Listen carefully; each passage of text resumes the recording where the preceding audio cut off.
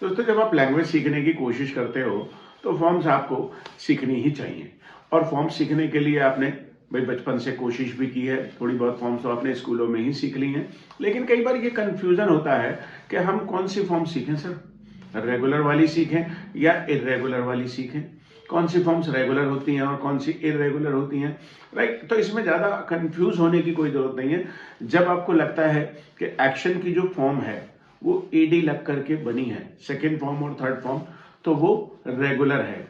और जो इरेगुलर है उसमें या तो कोई भी चेंज नहीं हुआ है या तो उसमें कुछ बदलाव हुआ है, उसमें ईडी नहीं आया है। जैसे आप देखेंगे रीड, रेड, रेड, तो अब ये जो रीड है इसकी जो सेकेंड फॉर्म है उसकी स्पेलिंग सेम है, लेकिन उसका जो प्रोनाउंसिएशन है वो रेड बोलता है, रीड, रेड, रेड। तो ये एक इरेगुलर वर्ब है। रेगुलर की बात यदि हम करें तो फिर ऑफ कोर्स आप पहले से जानते हैं वॉश, वॉश्ड, वॉश्ड। इसमें सेकेंड फॉर्म में भी ईडी लगा है और थर्ड फॉर्म में भी ईडी लगा है। तो जब हम ईडी लगाकर सेकेंड फॉर्म या थर्ड फॉर्म बनाते हैं तो वो रेगुलर हो जाती हैं। लेकिन जैसे कट, कट, कट, यहां पर कोई अंतर नहीं हुआ, लेकिन यहां पर ईडी भी नहीं आया, तो ये इरेगुलर वर्ब है। अब सवाल ये है कि सर हमें इरेगुलर सीखनी चाहिए या रेगुलर सीखनी चाहिए। दोस्तों रेगुलर तो आप पहले से जानते हैं और उसमें कोई ज़्यादा बड़ी परेशानी भी नहीं है। आज के इस वीडियो में मैं आपको बहुत सारी एक्शन फॉर्म सिखाऊंगा और वो भी सुबह से लेकर होने वाले शाम तक जितने भी काम हैं उन सब कामों को आप इंग्लिश में यदि फॉर्म समझना चाहते हैं तो ये आपको कैसे करना चाहिए। दोस्तों इस वीडियो में मैं इमेजिन करता जाऊंगा कि मैं कौन कौन सी फॉर्म्स हम दिन भर में यूज करते हैं, और यदि आपने इन सारी फॉर्म्स को सीख लिया तो ऑफ कोर्स आपका आगे का रास्ता थोड़ा आसान हो जाएगा, राइट। और इंग्लिश बोलने में जो भी बेसिक्स फॉर्म्स हैं वर्ब की वो आपको आसानी से आ जाएंगी, और एक बार वो आ जाए तो फिर आगे का सफर तो आप अपने आप ही तय कर लेंगे। दोस्तों मैं हमेशा से लोगों को सिखाता हूं कि किसी भी चीज को सीखने के लिए जब हम सीखना शुरू करते हैं तो हम सिर्फ बेसिक सीखते हैं, एडवांस तो हम अपने आप हो जाते हैं। जैसे साइकिल चलाना, आप छोटा सा थोड़ा बहुत साइकिल चलाना सीखते हो कि भाई साइकिल का हैंडल कैसे संभालना है, बैठना कैसे, पैडल कैसे मारना, और फिर धीरे धीरे आप एडवांस हो जाते हो। ठीक इसी तरीके से इंग्लिश लैंग्वेज में भी आपको सिर्फ बेसिक्स सीखने की जरूरत है, एडवांस तो आप अपने आप हो जाएंगे। आपकी मम्मी आप देखते हैं कुकिंग में बेसिक्स जानती थी और आज धीरे धीरे धीरे धीरे करके वो एकदम एडवांस कुक हो गई है। और ऐसे ही बेसिक्स को लेकर मैं टाइम टू टाइम वीडियो बनाता रहता हूं ताकि आपकी बेसिक नॉलेज इंग्लिश में अच्छी हो जाए। और यदि हाँ इस वीडियो को आप पहली बार देख रहे हैं, आपने हमारे चैनल को अभी तक सब्सक्राइब नहीं किया है, तो जान लीजिए मेरे बारे में। I am Abhishek Agrawal, an English language trainer, training the people for spoken English and developing their lives through spoken English classes. यदि आपने इस चैनल को अभी तक सब्सक्राइब नहीं किया तो इसे सब्सक्राइब जरूर कर लें, और सब्सक्राइब करने के साथ साथ नोटिफिकेशन बेल को दबाकर ऑल पर भी क्लिक कर दें ताकि फ्यूचर में आने वाले सारे वीडियोस का लिंक आपको सबसे पहले मिले। दोस्तों अब सबसे पहले हम सुबह जैसे उठते हैं तो उठने को इंग्लिश में कहते हैं वेक, आंखें खोलना वेक। तो वेक की सेकेंड फॉर्म होगी वोक, थर्ड फॉर्म होगी वोकन, वेक, वोक, woken.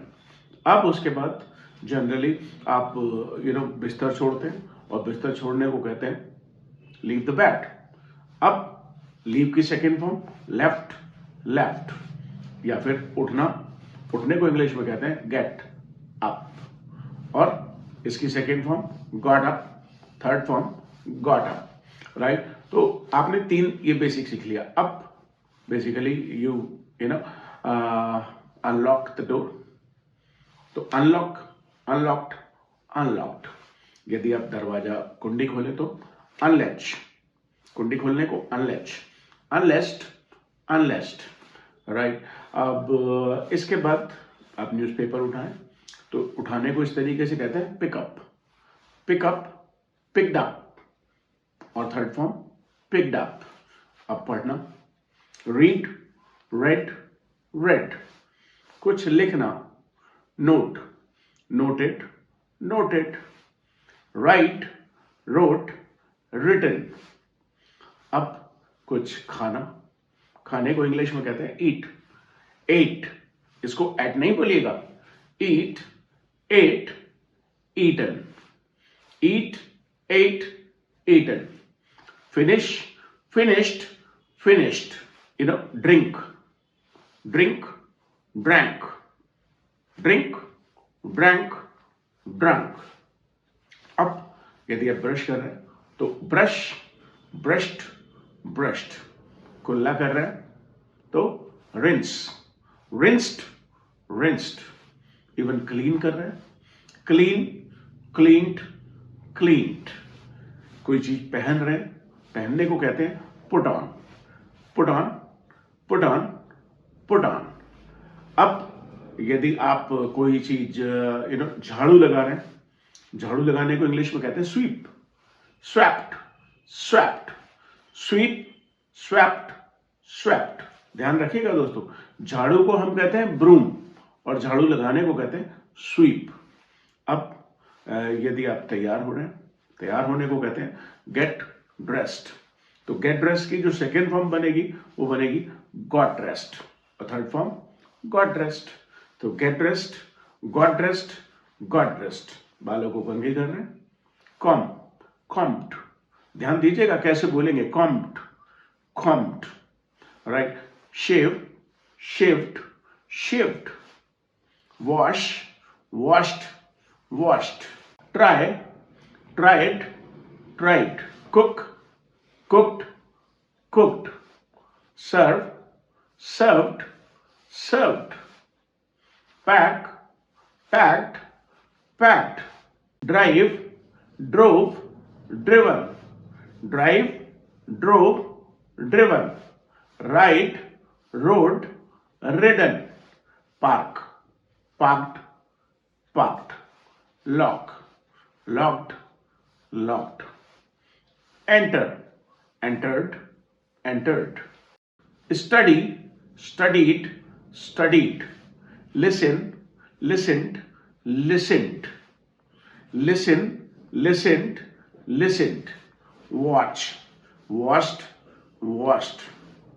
Sink, sank, sunk. Draw, drew, drawn. Draw, drew, drawn. Write, wrote, written. Erase, erased, erased. Shoot, shot, shot. Record, recorded, recorded. Edit, edited, edited. Upload, uploaded, uploaded. Download, downloaded, downloaded. Serve, served, served. Start, started, started. Stop, stopped, stopped. Ring, rank, runk. Ring, rank, runk. Sink, sank, sunk. Play, played, played. Complete, completed, completed. Come back, वापस आने को कहते हैं। तो come back, came back, come back, come back, came back, come back. Draw, drew, drawn. Understand, understood, understood. Help, helped, helped. Finish, finished, finished. Beat, beat, beaten. Sleep, slept, slept. तो दोस्तों, I have already told you all the most common verbs, forms in English.